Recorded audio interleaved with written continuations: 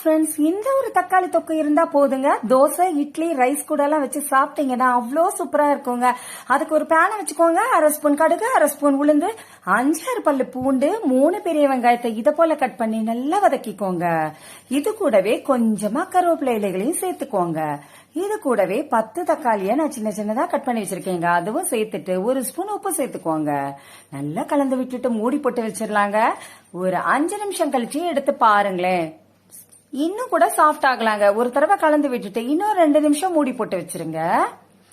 பாருங்க, 2 நிமிஷம் கழிச்சு எடுத்து பாத்தீங்கன்னா சூப்பரா சாஃப்டா இருக்குங்க. இப்ப இந்த நேரத்துல 1/2 ஸ்பூன் மஞ்சத்தூள், 2 ஸ்பூன் மிளகாய் தூள், 1 ஸ்பூன் தனியாத்தூள், 1/2 ஸ்பூன் பெருங்காயத்தூள் சேர்த்துக்கோங்க. இப்ப நல்லா கலந்து விடுங்க.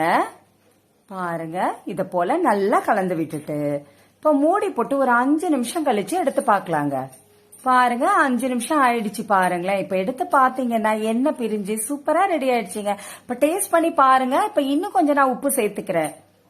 அதுவும் கலந்து விட்டுருங்க. ஒரு கைப்பிடி கொத்தமல்லி இலைகளை அப்படி தூவி விடுங்க. அவ்வளவுதாங்க.